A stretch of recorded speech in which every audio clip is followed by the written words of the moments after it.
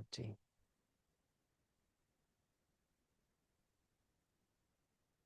All right. So here we are. Let me begin with a warm welcome to everyone. I'm seeing some people joining, at least names resembling as if you're joining from Asia, and some of you probably from the North America. And with all of that, I realized with my full screen on, I actually can't see the time. And it's important I know the time. Just a second.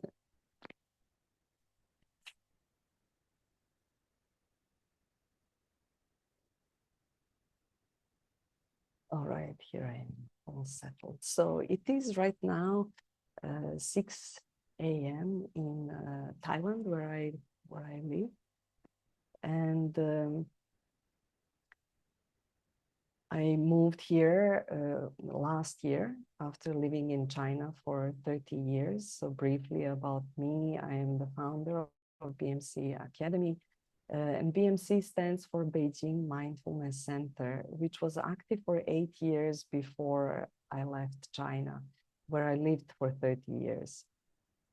And during that time, the community that gathered around the Beijing Mindfulness Center actually was really looking for the space where they could be learning practices related to mindfulness and to learn how to apply them in their work or personal setting.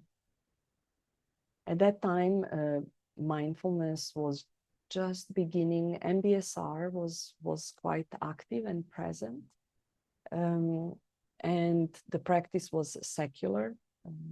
Being in China, many Buddhist practices are very strictly monitored, and any religious context, of course, even with a person who is a foreigner asking people to come and sit quietly and meditate, it raised some suspicions. So when I was opening the center, my landlord invited the police and to come, and so just for us to meet. And they asked, "Who are you going to teach?" And I said, well, in meaning foreigners or Chinese. And I said, well, both. And they said, well, maybe better foreigners. And so that directed the kind of like the path of teaching all these practices in English. But it actually attracted a big group of Chinese people as well. There is some sensitivity of how these practices will be used and how will the information be spread. And this is where just my experience of living in China with this concept, actually, I just want to share that even with all of that sensitivity, the center continued to thrive for 8 years, and we moved out for personal reasons. My partner got a job here in Thailand, where she is the head of mindfulness in a college here in Thailand, International School.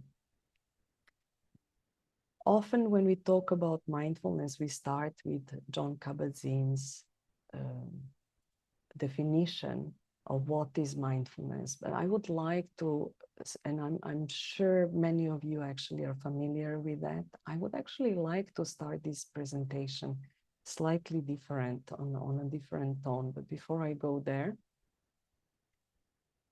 just to give a bit of a timeline for today, I'll talk a bit about the history and Buddhism.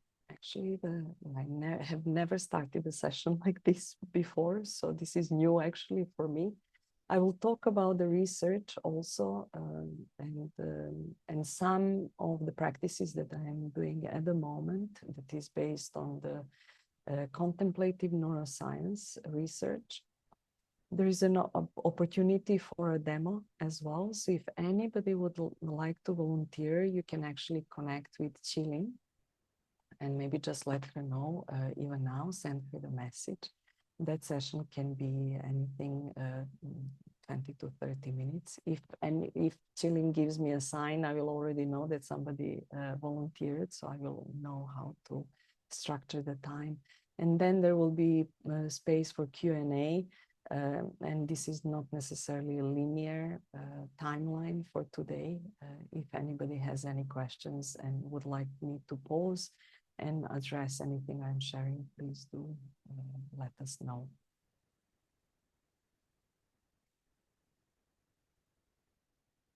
So the timeline, and I'm sure some of you know even this timeline about the Buddhist development and where it all trickled into the present day, when we're doing a lot of neuroscience research and putting fMRI on the heads of monks and other students of contemplative practices.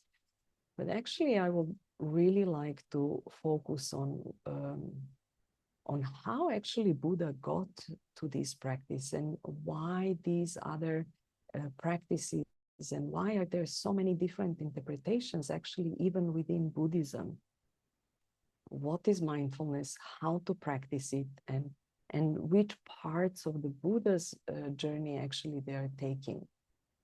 So Buddha from the young age was very prone to meditation. It was obvious that he was, and even there were some prophecies that he was not going to be a king, but he was going to be a monk, which his father was really not happy about.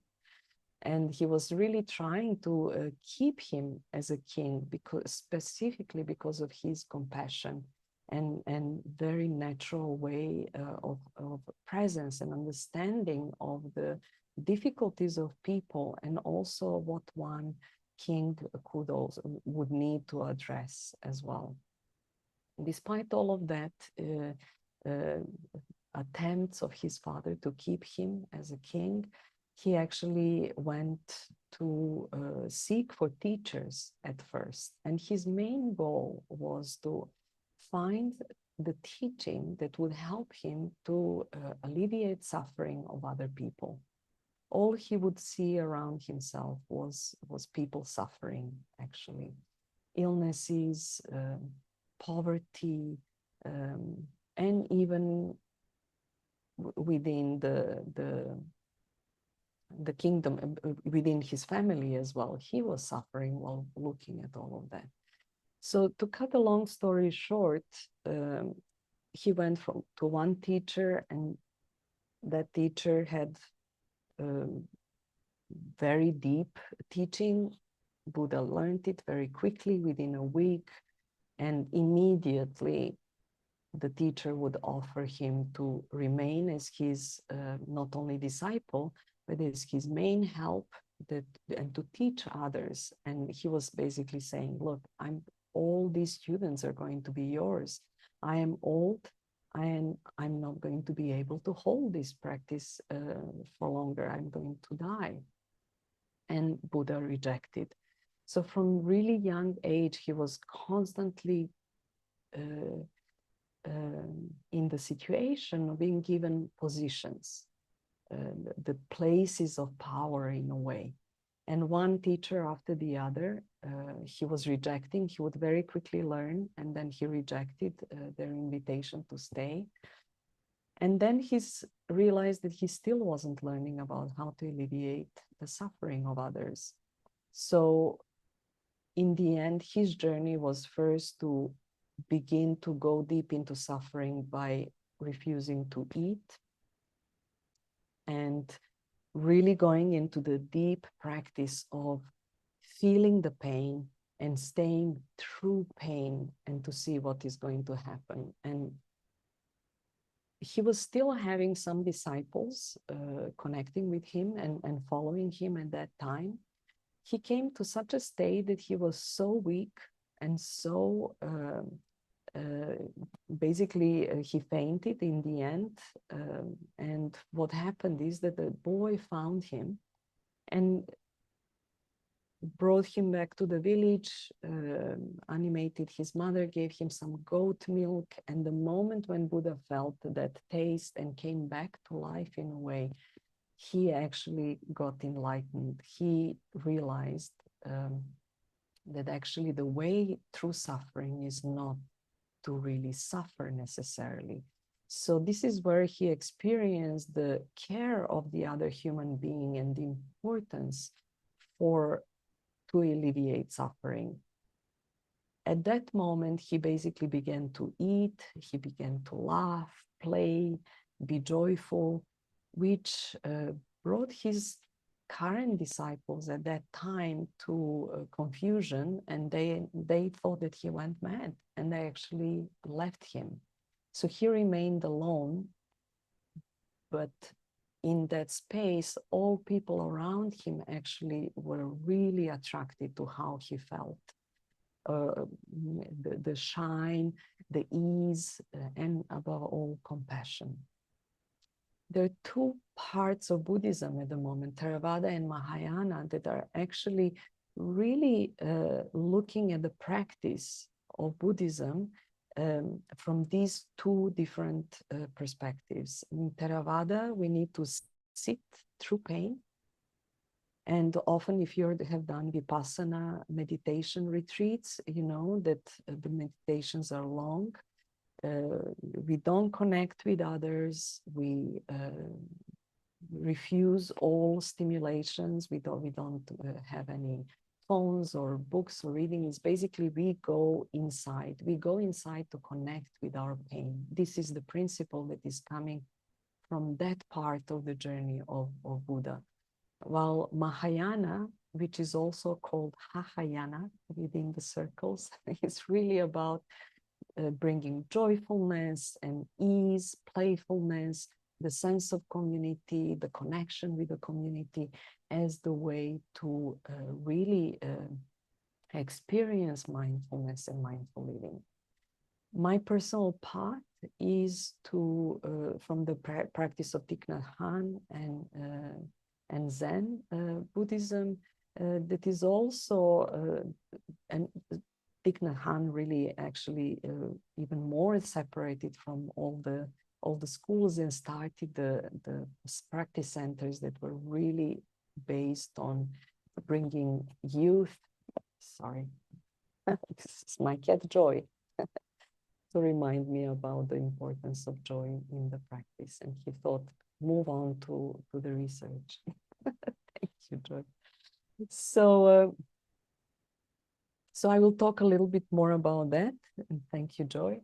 I will jump into the research that has been done in 2010 and in common days. You probably have heard that as well, especially is used in coaching PEA versus NEA, PEA being positive emotional attractor and NEA negative emotional attractor. It actually also comes from exactly these two parts. How deep do we need to go into suffering, into connecting with the difficulties? When we are working with clients, do we address difficult emotions? Or do we stay only in the positive realm? And the finding of Richard Boyatzis and Anthony Jack was that it's actually when there is that compassionate presence, when there is empathy, and that people will naturally feel motivated, and that we are not going to be going into fixing the problem. So often, especially with new coaches who start applying tools, we become equipped in hearing clients' agenda. And then from the client's agenda, we try to fix all the problems that are preventing us to reach the final goal. I really think that from this research and from all the work that I have done with applying mindfulness in coaching, that actually the most empowering part of working with clients is when we provide that compassionate presence and clients actually find alone on their own ways to overcome limiting beliefs and the blocks that are built within even their body, because information comes from there as well. The most recent research that I have been exploring is from the practice called Contemplative Neuroscience. I'm actually part of the program done by Humanize, which is kind of like the offspring of the scientific research that was going on for 20 years on the application of gratitude and difficult emotions and the impact on the connectedness and human connections in general, and development of the empathy. So what they found through 20 years of research is basically that when we do accept difficult emotions, so when we talk about not going in any direction, it doesn't mean that we block the difficulties. It's something difficult, it's different. It's not about avoiding difficulties, because that is actually spiritual bypassing in a way, also a term coined from John Woodward.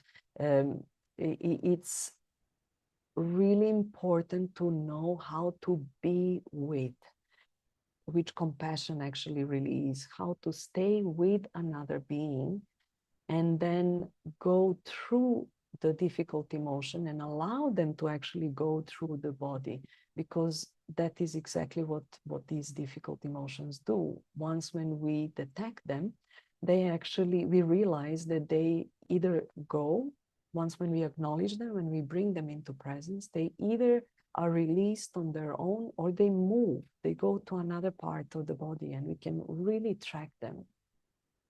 So when we are accepting difficult emotions, the research is showing that there's greater sense of well-being, less anxiety and depression, and also less social stress. And then also the other antidote, and coming from the PEA, positive emotional attractor, the key emotion, the key state is actually gratitude, which shows that is providing, helping people with better sleep, lower inflammation, which means that it's really addressed during for any chronic pain as well. Has very strong emotional benefits.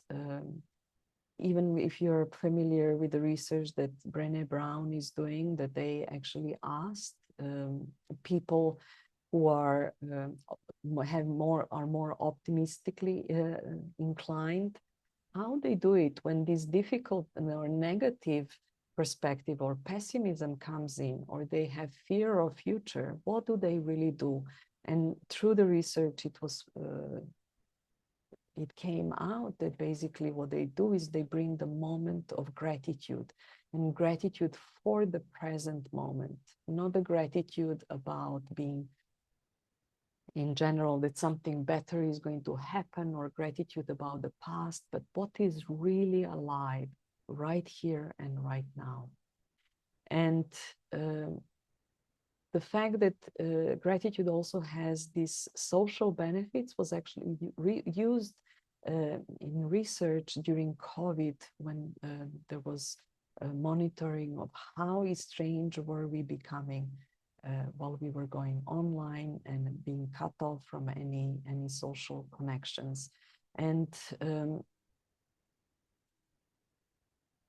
what was also coming up is that the psychological safety is really the key for us to feel we have space to feel gratitude, or even observe, go into our body. We have to have that container of feeling safe. It's one of the competencies for coaching as well. So why do we need to bring trust and safety to the client?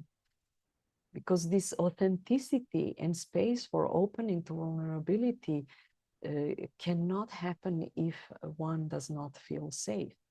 So especially the fear of being judged or shamed. Now we also know that if we don't judge or shame others, often what will happen is that we will realize, or what will surface within the clients, is how much actually our client judging and shaming themselves through their inner criticism um, um, and all other negative limiting beliefs and so on.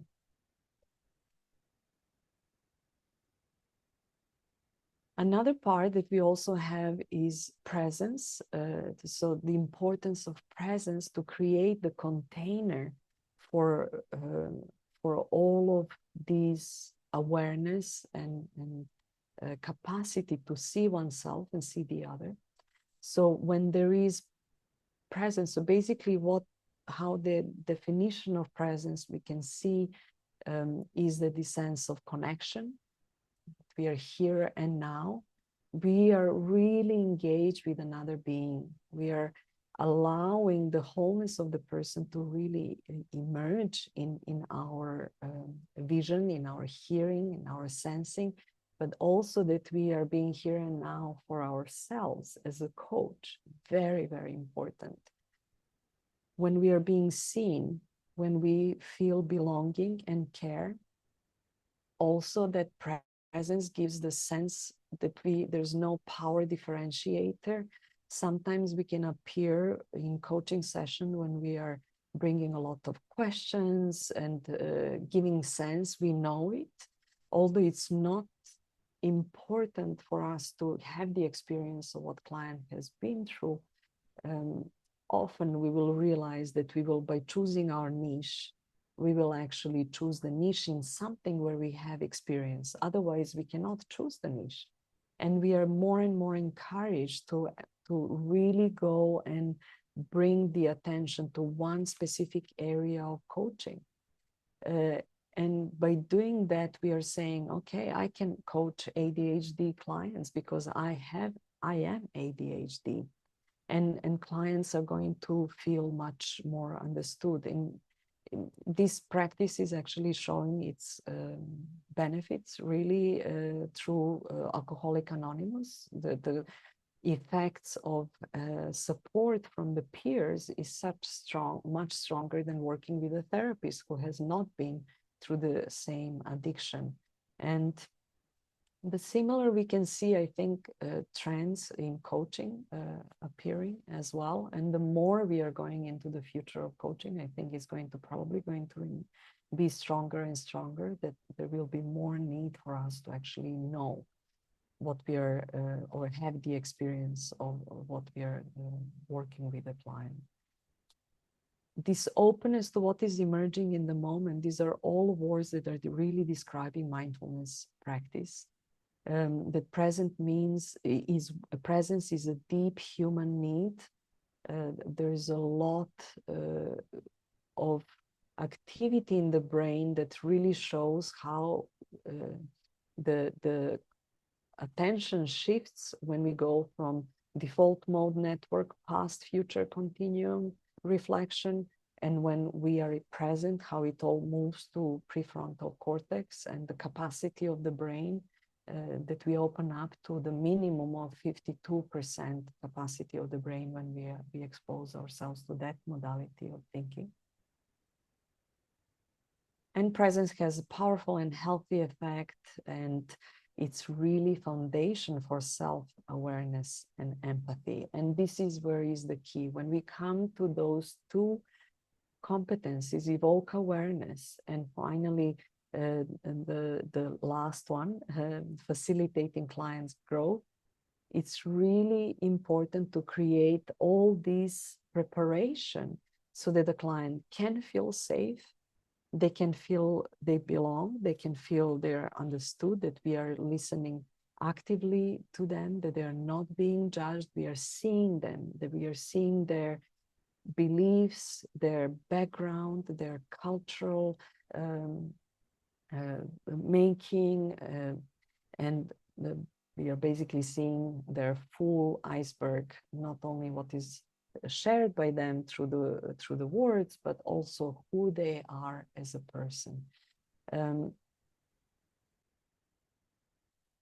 And I will stop my screen share here just for a moment. I am also curious to see the faces and the familiar ones and the new ones. And I'm just wondering, maybe this is the moment where we can bring some questions if anybody is interested or in anything I shared so far. And I would love to, after that, to actually bring this a little bit more into a session so that I really share also what does it mean to apply mindfulness in a coaching session.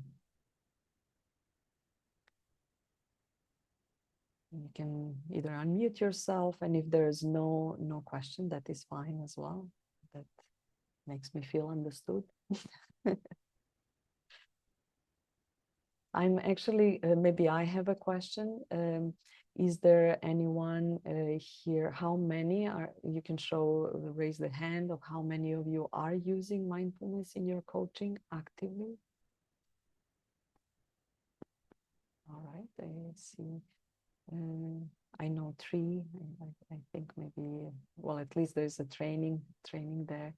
And so Chilin and Charlene have been part of the BMC Academy, and I'm familiar with their practice and their approach. But Jen, I don't know if you would be open. I know the recording is on. I will remove if you don't feel like being included in the recording. I will remove that part. So please speak freely if you can. I would really love to hear some of your experience. I am a relatively new coach, but I've been practicing mindfulness for 25 years. So I kind of realized after a year of coaching that it's become a very important part of what I've been doing. And I feel like it was like the world's telling me, yeah, that has to be a part of, not the world, but the people I was working with, that has to be a part of it. And I just saw the benefits. And so now I'm just exploring how to use what I know from my own practice and bring it into coaching, like more in a more formal way, I guess. Thank you so much for sharing this. It is really important. The key for bringing mindfulness into coaching is really our own practice. There is, I think, no other way. I know that some coaches will use meditation at the start of the practice to help clients ground and enter the space. It's not my preference personally. I feel that by going into meditation, we already go somehow into that inner space. And then when we come out of the meditation and then we say, so what would you like to work on? The state immediately goes back into the mind. And we actually, although we manage to disconnect with everything, maybe that we are bringing from the outside of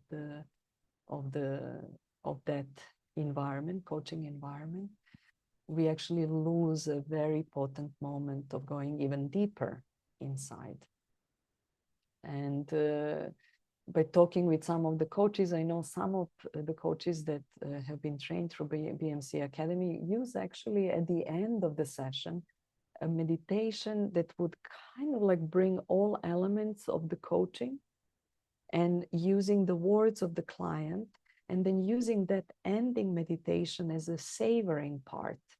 So the way of almost reflecting on what has happened and using it in a way, perhaps as a visualization, meditation, but just really helping to use the words that the client already brought into their awareness. So that is another way. By all means, I think that bringing mindfulness into the coaching practice or coaching session by using clients' words is very, very important. So it becomes their prompt. It becomes an invitation for them to go into their world. And another way that I also really like is really sitting in silence. In that case, the coaching question would be, what are you noticing right now? And once when we get into the state when there's no rumination, when the mind begins to observe or be aware of what is happening inside of the body and using internal somatic landscape, emotions begin to speak and also bring the wisdom of why are they there? What is the emotions are the first signal that we are responding to external environment. And in a way, so from my living in China, this is what I got a little bit into Taoist practices and traditional Chinese medicine, and I just scratched the surface of it really. But the principle is that the first emotion will arise, knowing that I am not in sync with the external environment, and then if emotions are ignored, they become stuck in one part of the body and begin to influence the organ that is there, primary organ, and then energetically that organ begins to have lower function. So traditional Chinese medicine can detect that. If you go into the Western medicine and scan, X-ray, MRI, nothing would be detected. So basically, this is the moment where the client would come to us and say, I'm feeling so much unease. I'm really restless, or I can't sleep at night, or I'm losing appetite, or I'm experiencing anger. That would mean liver is energetically affected, or I'm experiencing grief. It would mean that emotion is already in lungs, and you know, like if the person is just crying without any reason and so on, if there's a lot of fear, then it means that kidneys are affected. And if there is a worry, overthinking, and rumination, it's about the stomach and spleen. And of course, if there is too much excitement or lack of joy in life, it's hard. So that in that principle, we can also go into the internal world of the client and help them develop that interoceptive awareness, the awareness of the state of our organs. It's a very powerful practice. I mentioned the diets from the Human Eyes. I highly recommend that you attend it. It's an amazing community as well. It's practicing in pairs where with the prompts that are always the same. One prompt is, the first prompt is, in the last 24 hours, tell me about the difficult emotion you experienced and how it felt in your body.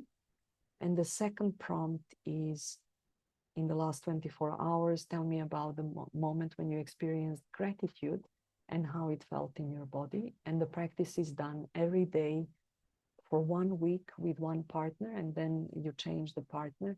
The practice is 15 minutes, where each person speaks for 2.5 minutes. Fascinating experience of exchange and sense of connection, groundedness, belonging, without knowing any story of any person. So if you explore that practice as a coach, I highly recommend it. You will become aware of the effect of presence and empathy as the key factor for one to actually navigate their life successfully. And also acceptance, because often we see clients once a week, once every 2 weeks, maybe with that corporate also once a month. And we don't get to experience them every day and their oscillations. We just hear the story about that oscillation, right? And then we kind of like need to make sense of that. But this specific practice is really a great way of understanding it's okay to feel difficult emotions. Difficult emotions are part of life. And bringing empathy to the other side, or ending the day, ending the conversation with gratitude, is also really, really important part of the process. Right? So applying that to a coaching session could, for example, be, instead of asking what have you learned about yourself today, and facilitating the growth of the client in that way, what are you grateful for in this session? Or what are you grateful for that we have explored in this session? It can be a very, very powerful question to end the session. I will pause again. I can get very excited about all of these practices, things that I'm exploring. And perhaps this could be a moment for a coaching session for exploring. I don't know how it would be. Every session is different. I don't know. I do have a model, but I don't follow it in a linear way. So I would just like to invite anyone who would want to be. All right. So it's about the community, right? Sorry, I received the direct message. So there is a question, where do I join this community that I just mentioned? So I'm going to share here to everyone. If you go on the website, humanize.com, there is a program starting in June. So you will first need to attend a 9-week program. During those 9 weeks, you literally learn how to connect with other human beings without telling your story in a way. And why does that matter? How can we be with another person without giving any context of why are difficult emotions present? And why am I grateful for? But how important it is to actually share that, where is the sensation in my body? Actually, through that, we actually really connect with another being, not with a story. So after you attend the 9-week program, you're going to and practice with your peers in that program. Then you're invited to go into the community of all people who have attended 9-week programs. I think it's been 3 years so far. It started in Germany. At the moment there are teachers from based in Germany, in Europe, and also in America.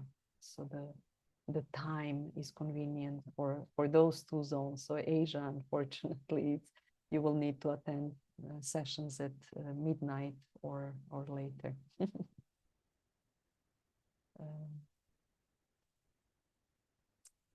All right.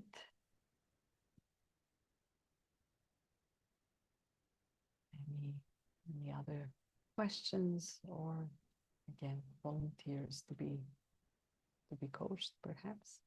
I can give a lot of case studies as well. It's been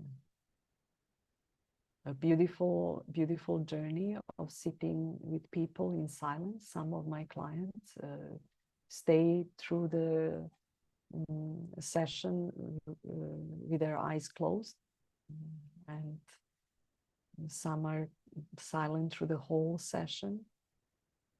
I will talk a little bit actually about applied mindfulness and what I mean with that, and the practice of Plum Village. Applied mindfulness means if you cannot bring it into your life, then why practice it? So if you at any time feel and this is my personal story. This is where I became very intrigued of my meditation and also the motivating factor of practicing meditation. I had the privilege to practice various practices, including Tai Chi and Qigong and different parts of internal martial arts, always with a teacher, always being a single student. So I had that direct attention from my teacher, not being really a part of a group. And I realized something through all these practices. I would go and practice an hour. Sometimes I would stay with them 2 hours, sometimes 5 hours. And the more I was getting deeper into the practice, the longer I was staying and dedicating more time, and had really profound experiences of practice. However, what I realized is when I would stop with the practice, take a shower, go to my work, go on computer or interact with other people, often, not all the time, but often it would happen that I would be triggered into anger. So, and anger was, why are you not in this state? Why are you not joining me? How can you say this judgment? Or you shouldn't be, like, I was basically judging others. And it was all the way until I discovered mindfulness and principles of non-judgmental awareness and presence. But even then, my anger somehow, or this impatience and that state of meditation, I couldn't bring it into my life. It was somehow, it was two worlds. I was getting more and more separate from the reality of living in the city of I don't know, 27 million people and 2 billion people country and all of that. It was very challenging. And at a certain point, I said, okay, wouldn't it be nice if I had experience of practicing meditation, let's say every day, half an hour minimum. And if those half an hour, I experienced anger, but the other 30 minutes, hours, I actually experienced this deep state of connection. And I became curious of why do we only give that space for us to experience that only when we are alone in the meditation or going inside, but not being able to replicate it. And I began, in a way, I don't want to compare myself, I began to search, where can I find this? Who can teach me this? And it wasn't really long, really. First, I found it in the practice of mindful self-compassion. I really understood the importance of compassionate presence for ourselves and not to reject these difficult emotions within my space, within me. So anger arises, of course it arises. I really couldn't accept myself. And primary emotion, sadness and anger that are in my making. So that was the first part, and I went into becoming a certified teacher. It's a really, again, very dear program to me. I really encourage to become a BMC Academy certified coach. This is one of the requirements, actually, to complete that program. And the other practice was Thich Nhat Hanh's practice, and actually going to the Plum Village and going to the training center, where I actually realized, how does one live with the practice?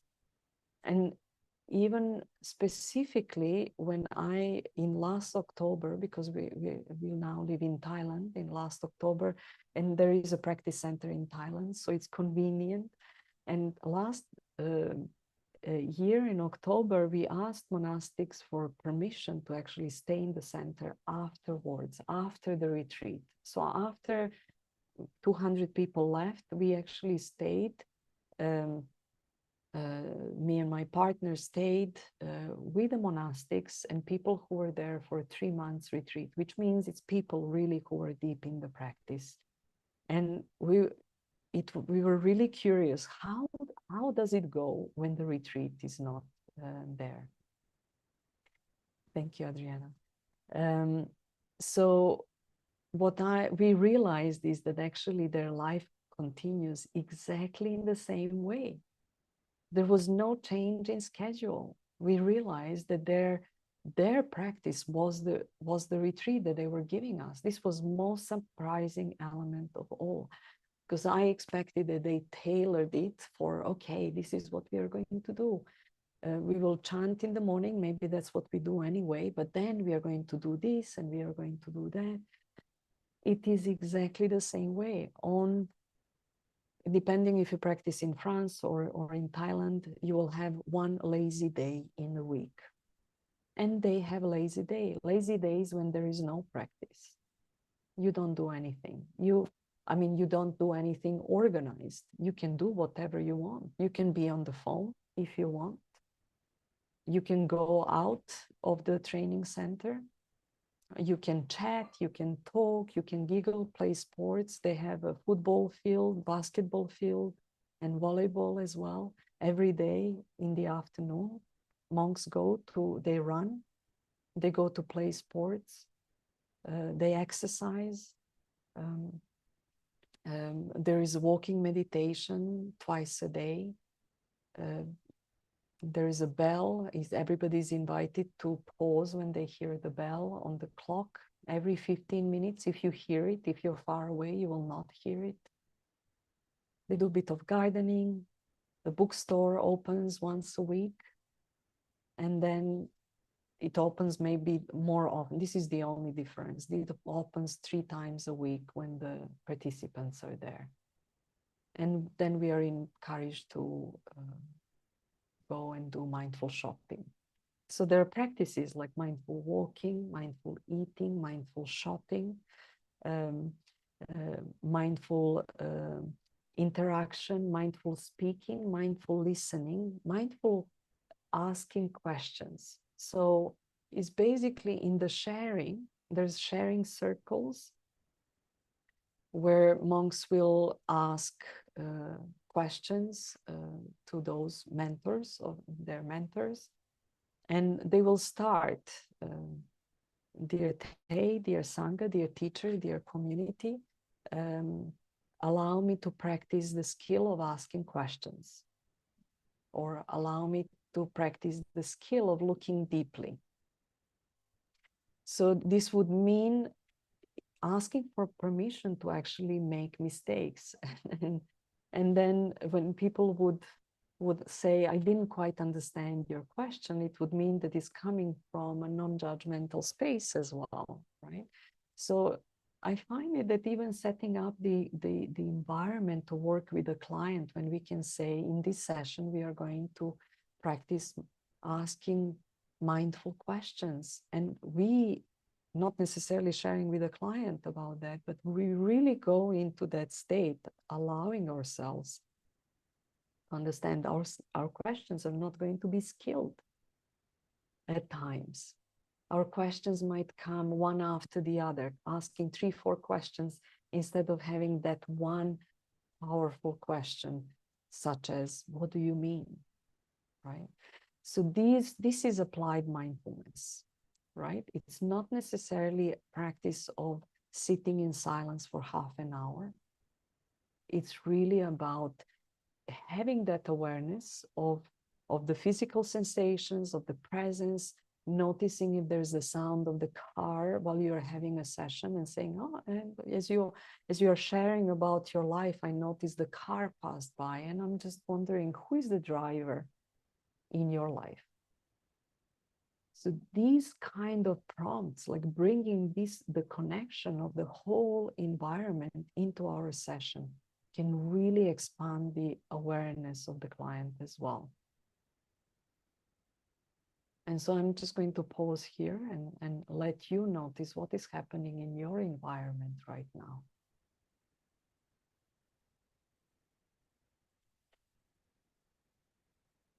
And allowing the sound perhaps to enter the space.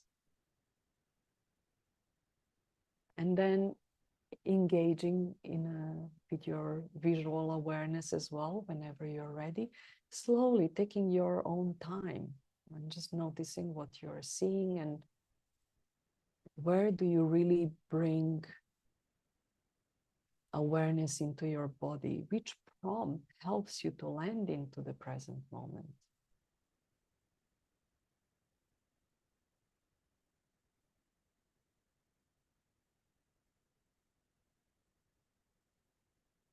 And then coming into the awareness of the sides or edges of your body, coming closer, noticing where your shoulders are, left, right, what is the distance, orienting yourself and being very, very gentle with approaching your body without expectation that if I say now, come here, be present, that you will be here now immediately. It's impossible. That is not how our brain is used to work. So compassionately, just like you're taming the present moment, taming yourself into the present moment. And then connecting with your breath and noticing where is that connection becoming alive. In your nose, your chest, your belly.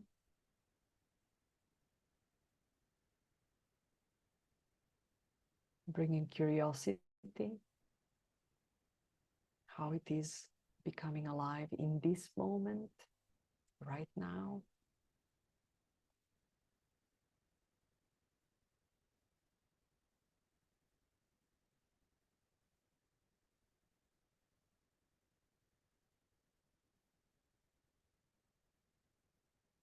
As I am already inviting you to enter that state, and supposing we are working one-on-one, and I'm giving you that prompt. So tell me, what was a difficult emotion you have experienced in the past day, and how did it feel in your body?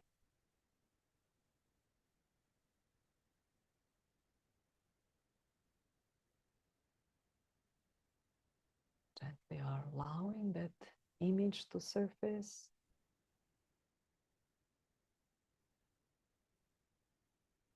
And then noticing what becomes alive in your body. Is there any muscle twitching, change of the temperature?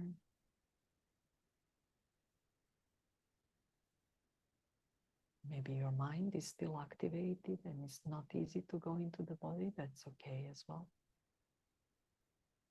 And if you have found a connection with your body, could you place your hand in over that part? This maybe the sensation is in your chest or your belly. And if you haven't, as the act of invitation of self-kindness, self-care, you may place your hand over your heart area. So this is the moment when you know your inner landscape. And nobody else knows how it feels to be you right now. So as you own that space,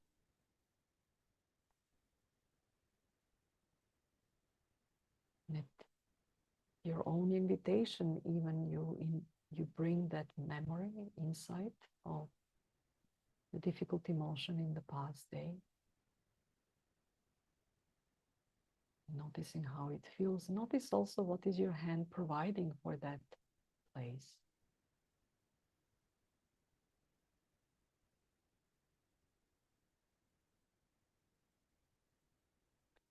For that emotion. So my emotion was some concern, and let's say I'm holding my hand on my chest. I notice my hand, my emotion actually goes into my belly, so I am moving it down. And then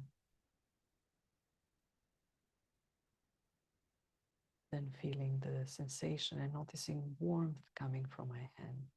And for your prompt could be anything. And just allowing that awareness to be present, savoring. And now shifting the prompt into, so now tell me, in the past 24 hours, what was the situation where you experienced gratitude, and how did it feel in your body? And allow your mind to bring that situation.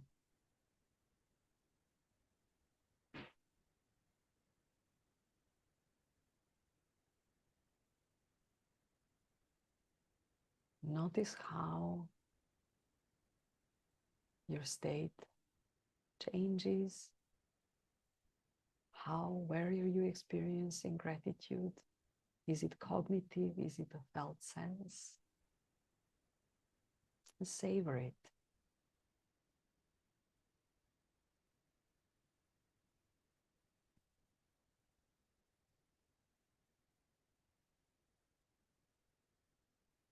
And gently bringing awareness.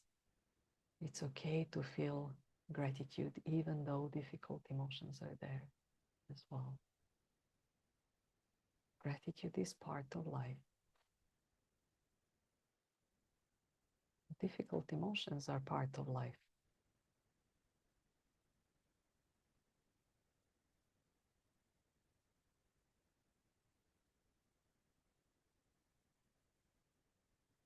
So bringing the awareness of micro moments of gratitude, micro moments of joy.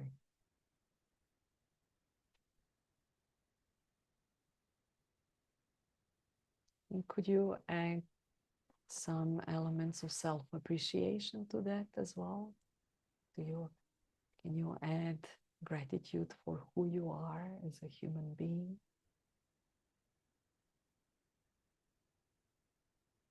If you showed up here, I would assume that you really want to quench your thirst for learning.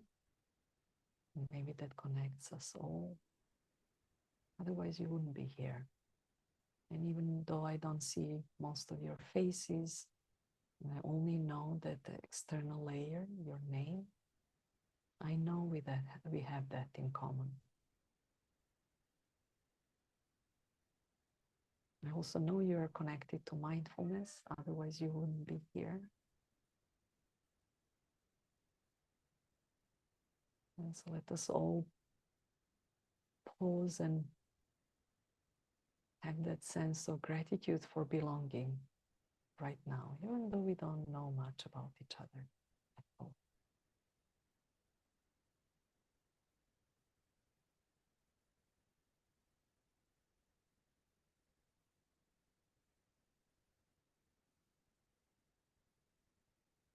Noticing any subtle shifts and changes in your state,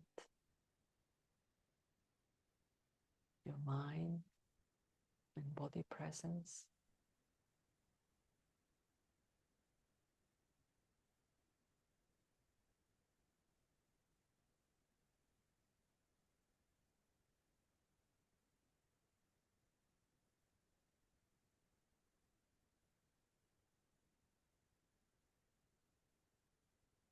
And then taking a few deep breaths and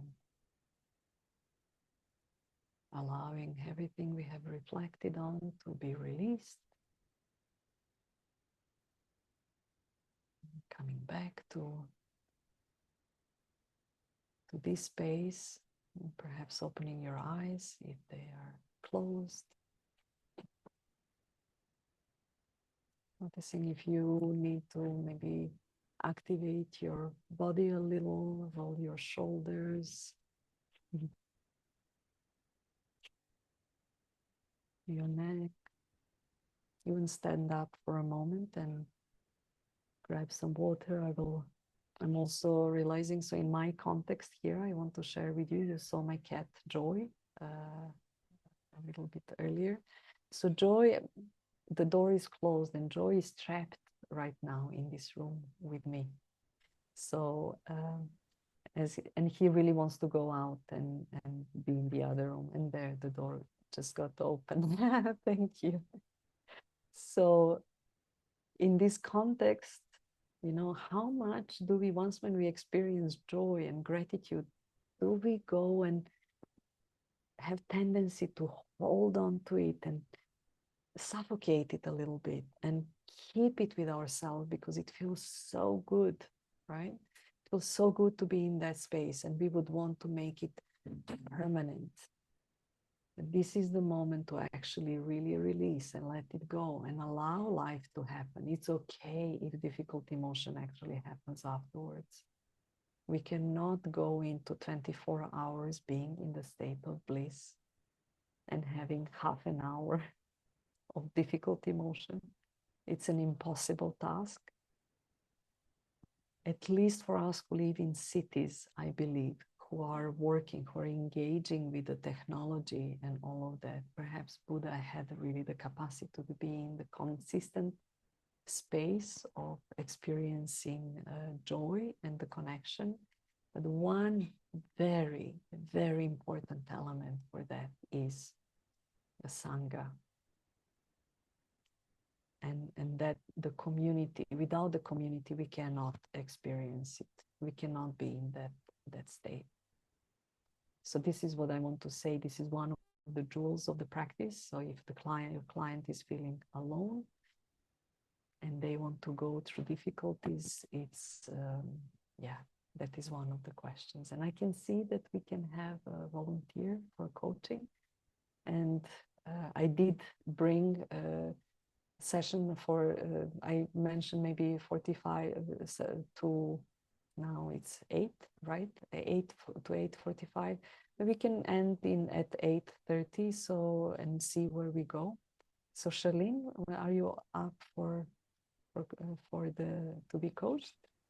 Sure, I'd be Yes. happy to volunteer as a demonstration. Wonderful. That is wonderful. Thank you so much. So I am going to maybe spotlight both of us, if that is okay for everyone, so that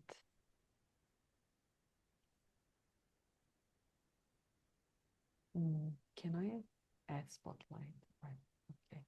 There. Here we are. So this is how I would often see my clients when I work online as well. And let me just make the screen a little bit bigger. There you go. Okay, wonderful. So thank you again for volunteering, and with the prompt that we often go into really talking about confidentiality. I understand that this session first is recorded. We are being observed. Are you okay that this session is not confidential, Charlene? Yes, yes, I am okay. Okay, thank you so much. What would you like to be coached on? I am leaving Beijing in less than in 6 weeks. So it could be some difficult emotions coming up, could be some anxiety. So I'd like to have a session to explore a little bit on these emotions. Yeah, so it seems you're already aware exactly of what primary emotions could be there, and that anxiety is present. Is there anything else apart from anxiety that you noticed as you were reflecting? Well, the anxiety is less because I'm using this as an exercise to kind of actually get out of my comfort zone. And I am actually feeling like, I got this kind of. So but but again, emotions change, right? There's nothing impermanent. So, but I feel like, okay, I can kind of cope with it. But I think it's the sadness, leaving friends. And also, well, I have a 10-year-old kid who's feeling exactly the same way like, mixed emotions and like excitement about the new chapter, but at the same time, like, sad to leave his community. So as a parent, I think in addition to, I think the sadness mostly comes from like, how do I support my child also? Like, of course I have my own sadness, perhaps. I mean, like, this is what I want to kind of explore a little bit as well, like where the sadness is coming from.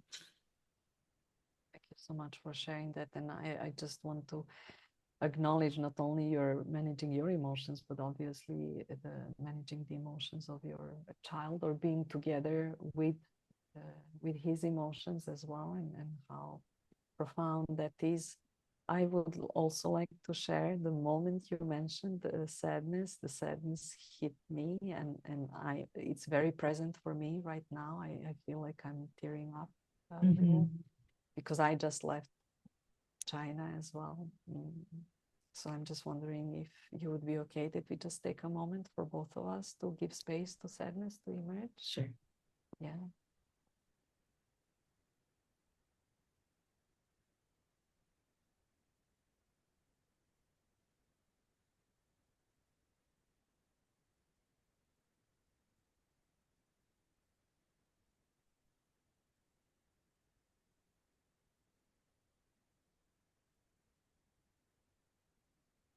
Yes, as we are giving a little bit of silence, and knowing that the more silence we give, the deeper we can go into the emotion as well.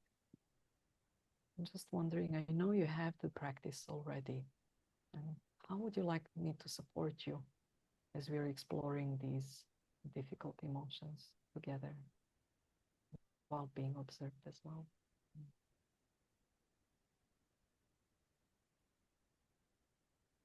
Exploring a little bit, because I'm definitely feeling the sadness in the chest, especially in the upper chest area, like the above the heart a little bit. It's kind of like I feel also a clenching of my throat, which is perhaps it could be kind of like, I'm feeling that sadness coming up, but at the same time kind of repressing a little bit, or kind of avoiding, resisting a little bit, trying to push it down. And with so many things happening, um, you know, uh, I feel like I have not really given space to explore. There's a little bit of fear, to just look at the sadness directly. Thank you for sharing all of that. There's really profound awareness of what is happening, and I'm just offering something to you right now. If you can just give space to these words.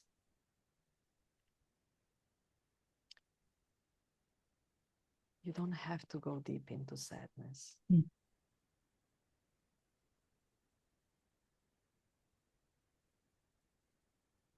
You don't have to go deep into sadness.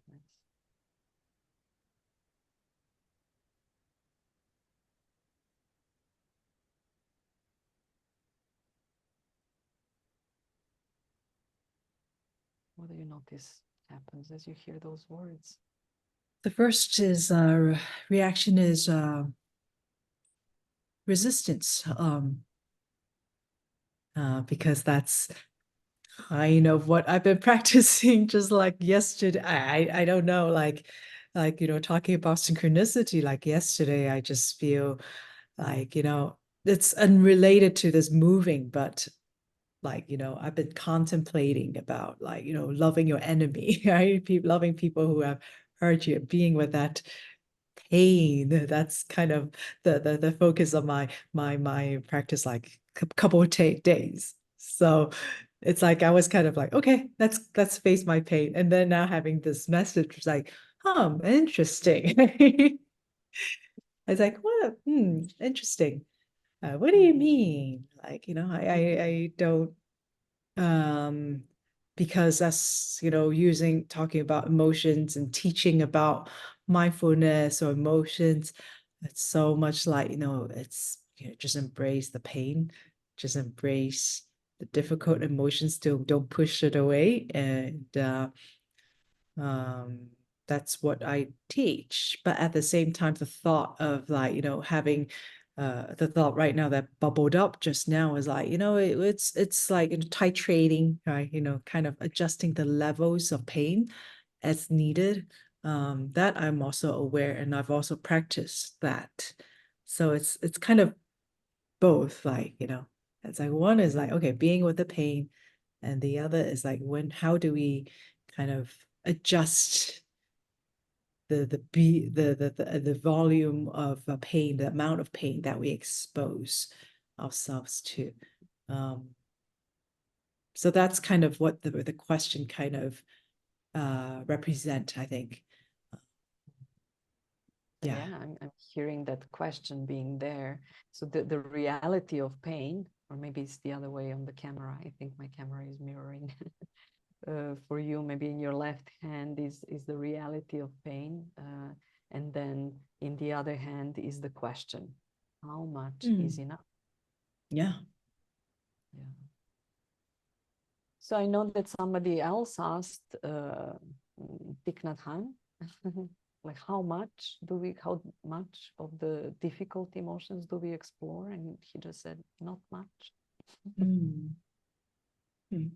So, and I'm hearing that, like, so what is the practice? Where we, so that it's not spiritual bypassing, it's not avoidance, right? Because that I'm hearing that in the background, and then at the same time, it's like not drowning inside. So, as you notice that question, being alive, what do you notice happens in your body?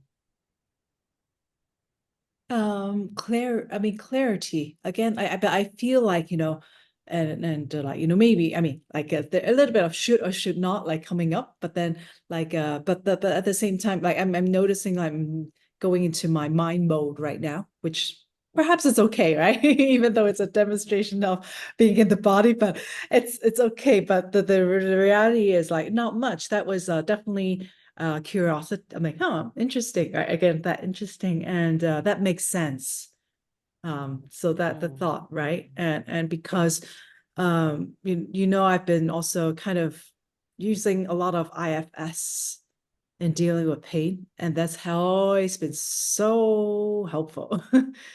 And I feel like that also really anchors me, like, to be with that pain, but not too much, because I'm in that really centered self, like the self with a capital S, to look at the pain. That's why actually that's how I dealt with pain, especially for the past like 15 months or so. And that has really worked really well. And so but then I think at the point I was also, I mean, like last week or so, like I was wondering, am I like doing spiritual bypassing, right? Or something. So which is why I kind of decided to tilt my practice a little bit to, okay, can I be with that pain a little bit more? But so it's interesting to hear from, like, from Thich Nhat Hanh, like, words like, oh, not much.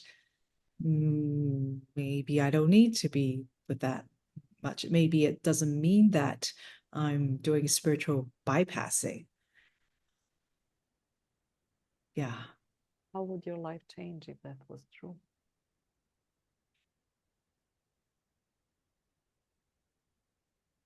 There's a fear a little bit, like, that I'm using too much of my mind if I'm not being with that pain.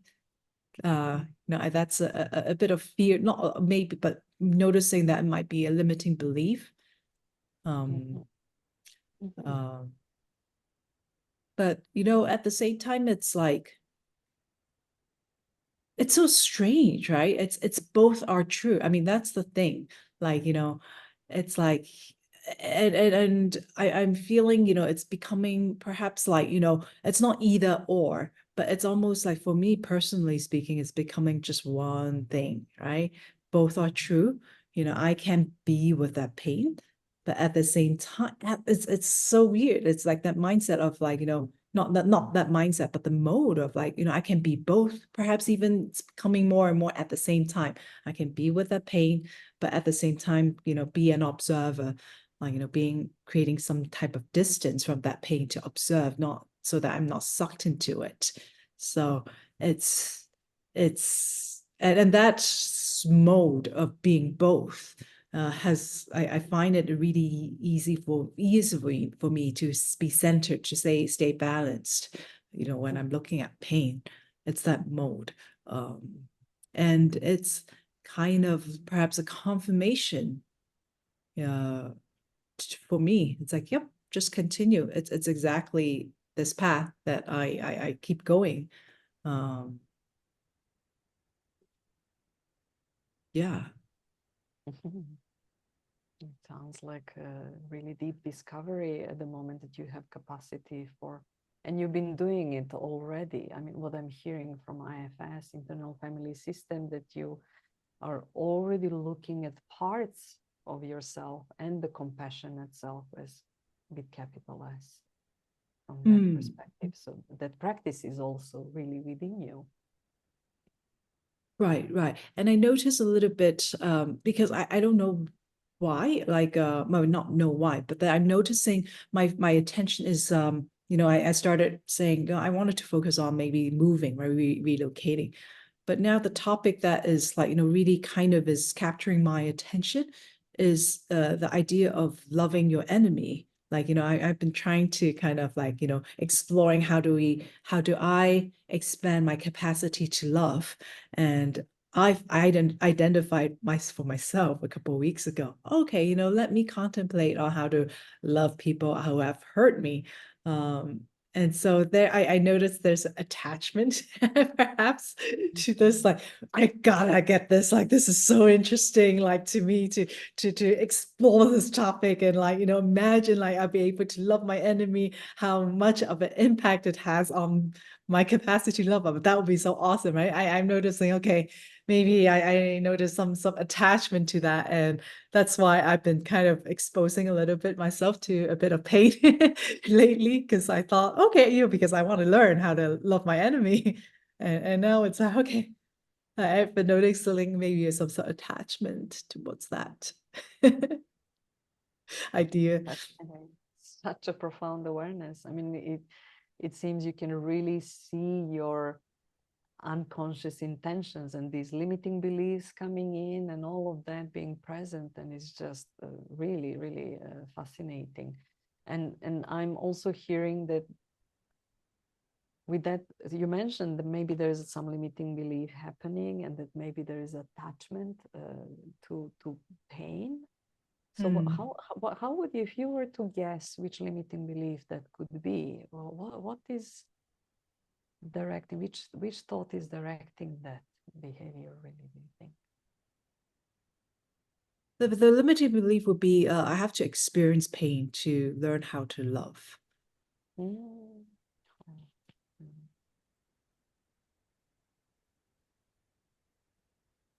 Mm. Should we just hold that state and just notice what comes up in your body? My like tingling on my legs, especially my calves area. It's like it's almost that energy almost like electric current, but not like electric current, but like a tingling in the calves and the soles of my feet. Mm-hmm. Mm-hmm. So what is the tingling trying to tell you?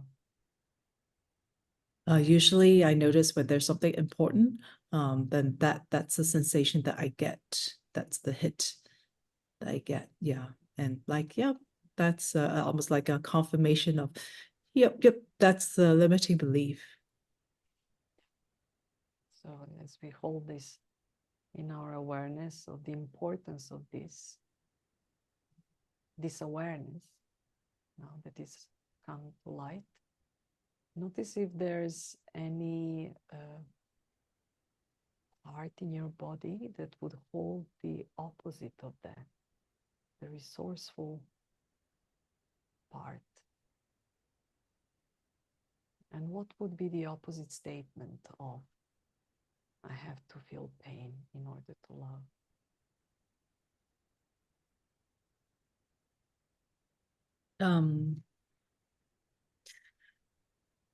Like I guess it's just the thought, like I have to, or or the thought, I don't have to feel pain in order to learn to love, right? That already feels like, phew, like, loosening in the shoulder area.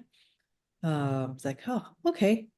And then I feel lightness, it's like, yeah, okay, I'll just continue with my thing. Like, yeah, okay, got it. It's more like that lightness, just that the opposite statement would be, I don't have to, as you say, right, a little bit, your statement about, oh, you don't have to be deep in the pain, or whatever, the first sentence.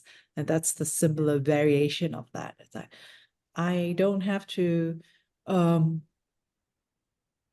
I think it's like, I don't have to feel pain in order to learn to love. But at the same time, I think another phrase that could be, just let go, like, just try less hard on how to love. Like, it will come, like, don't necessarily have to force myself or be too like, oh, okay, I gotta strive to learn to that. I don't have to strive. I suppose the statement would be, I don't have to strive.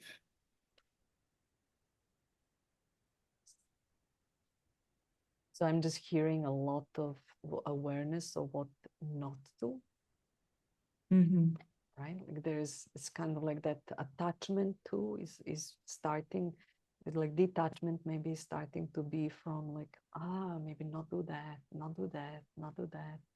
So, and as we just let that be present, maybe if we can go into that lightness just for a moment and savor it, and that sensation in the back as well. We just go into the presence of that and see what other messages come in.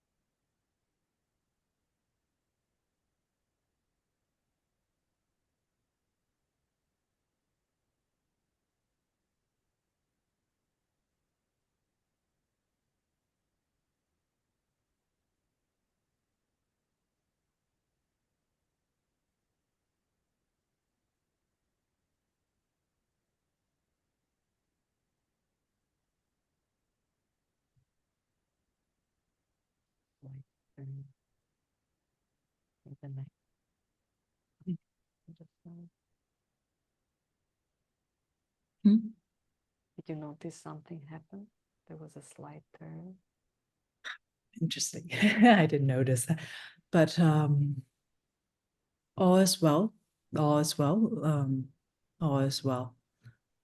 Nothing needs to be fixed. I noticed also that maybe just kind of like jolted you a little bit from all of that. Would you like to explore that a little bit more? And I find sometimes when it comes from also from internal, but also from external, can go even deeper inside. So would you be up for me offering these sentences to you just so that you can feel a little bit more of what happens there? Yeah. And you can keep your eyes closed or partially open, however it feels right. So whenever you're ready, you can give me a sign. Yes. All is well. Nothing needs to be fixed.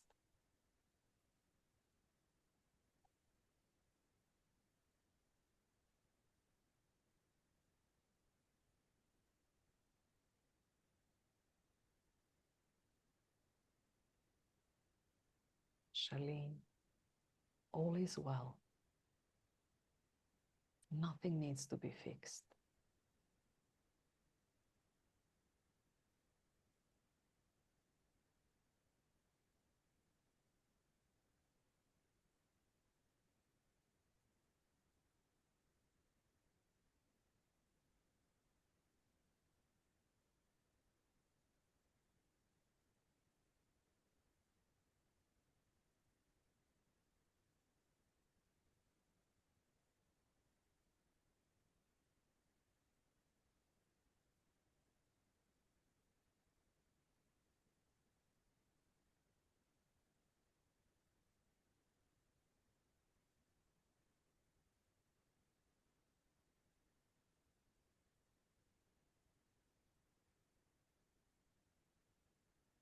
Mm. I feel like, really grounded in my butt area, like, the seat and the chair and just lower body groundedness. I was examining like the sensations in my upper body, but a certain lightness. So this to me is says like, this is what groundedness really feels like, and that phrase like really grounds me. Like, even if there'll be moments where I'm like, oh, just swaying here and there. I'm like, oh, what? Okay, just having that sensation, use that phrase to ground me. And how do you think you could bring this into your life so that that sense of grounding can be part of the process as you transition? It's very liberating, right? Like, so for example, just seeing my child struggling with a little bit of sadness, which I'm anticipating is coming up, will be coming up, and it has come up a little bit, and just there's nothing to be done. I mean, that needs to be fixed, right? It's like just reminding me of this phrase, myself of this phrase. I think that's the key. I think with my own, because so many friends of my friends have left, my community is, my saha is like, dwindling, right? So it's easier for me to move on, but it's just seeing my child going through that suffering that is like, kind of can be a little bit shaky. But so that will be one of those triggering moments for me to use this practice. And I also know that he has been source of so much joy and humor and awareness for you as well. And so would it be okay to, well, I know that it is okay. I'm hearing that. So it's like, how can it be more okay to accompany him as you are going through, knowing that he's really going to come even closer to sadness this time, right? So maybe that is just some inquiry, and it doesn't require any question, but maybe just additional like space, or maybe accepting that this might be something challenging for a child. Every child goes through all of those experiences, right? How touching to hear about all of that. And I'm just wondering if there's space to kind of like begin to close the session, if this would be the right moment, and maybe with the last question about what is the moment of gratitude that you have experienced in the past 20 minutes, and what are you taking away?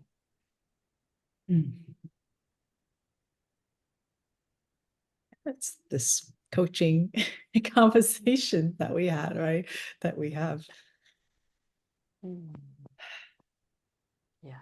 That's because that also this coaching conversation kind of represents Beijing, like a huge part of Beijing, my Beijing experience. So a lot of gratitude. Same here. Again, feeling touched as well, and it's just wonderful to be in this presence as well. And thank you so much for volunteering also on such a important topic, I think, for both of us and whoever is from the China community. So, right, I will just have a bit of water. I feel like I need to transition a little bit, a little bit more into my other kind of like a facilitator hat.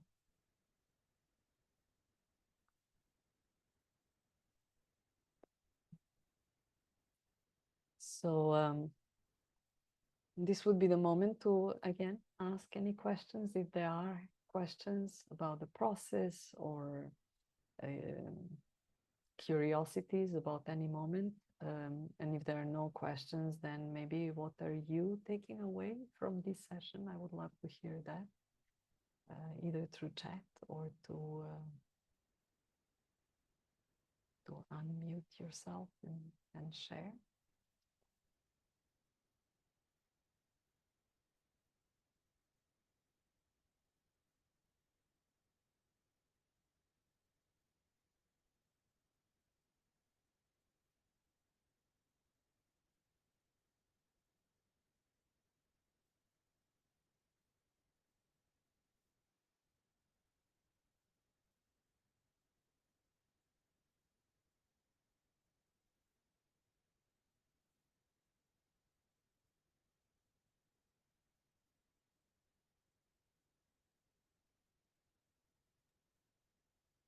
My takeaway Thank you, would Jimmy.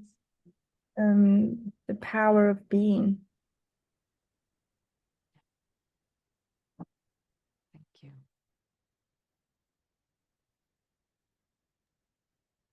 I feel like I have a few things I get to practice next week during my coaching session. So I'm looking forward to that. And please do stay in touch. I would love to hear how it goes. I will not switch my PPT again. I have there my email.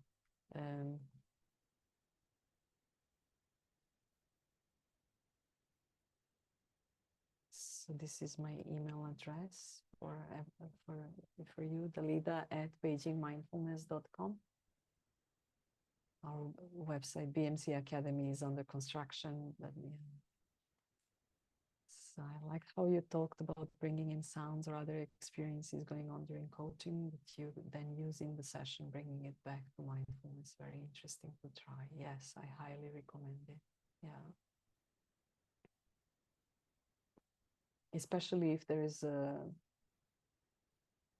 my coach, I worked with my coach with that, and she lives in Santa Fe in New Mexico. So eagles would fly when I would be thinking about the vision, and it was amazingly powerful. Or when I was feeling insecure, and she would just say, "Oh, bobcat just came into my yard." I was just wondering, like, like, what does that mean to you? And right.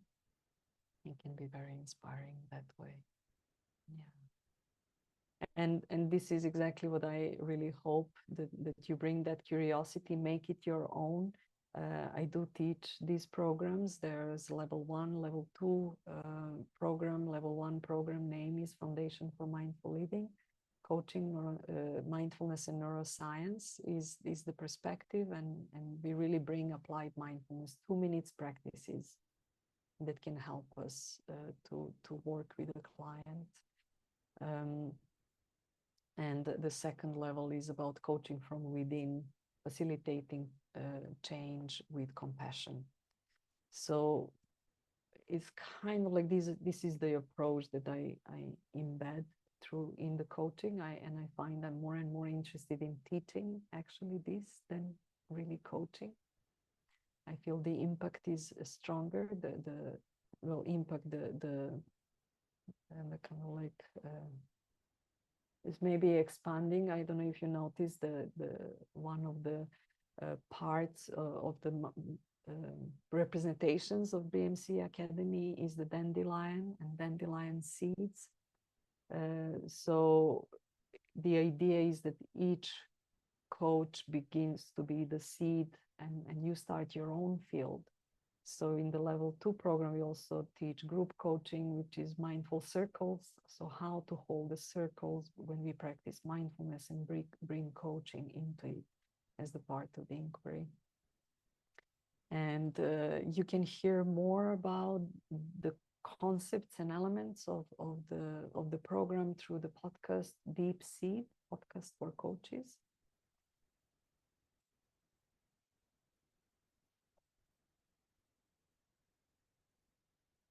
It's on all platforms, so we actually embed podcast into the teaching material as well. And I see another takeaway. What if it was okay not to go deep into sadness? Yeah. And another maybe prompt for everyone, what if it was okay to go deep into gratitude? And if there's any choice for us to explore how deep we can go, I think it is really enough to say that we can have awareness of sadness, and that is enough. We don't need to explore where it comes from, how deep it is. It will only get us to the point that we are going to become it. We over-identify. The more we think about it, the more we over-identify. But to know that it is there, to name it, it's already a lot, a lot. And once when we name it, we can hold it with compassion, which means that there is a bigger container of that. And then the gratitude is going to bring leveling and balancing of all the states that are the residue there. So it brings the healing to that. So I can see people are also needing to move on. We actually do have another session coming in as well in a short while. There are more sessions from the BMC Academy alumni coming in right now after me. There will be Rosalind Scher, who is going to talk about life design. So if you want to tune in, you can use the same link to join. And if you find me on LinkedIn, you will see the whole schedule through the week about from the other coaches who have graduated from BMC Academy. So on that note, thank you all very much. It was lovely to see you, and honored to be with all who are in the practice. And do send a note. I'm happy to answer any questions or hear your story and your approach as well. I am planning to start a Deep Seed Sangha for coaches that will be coming soon, where we will be doing only practice. And I will be sending that information in some way, probably on LinkedIn as well. So yeah, stay in touch. All right. Be well. All the best. Bye-bye. Thank you. Bye.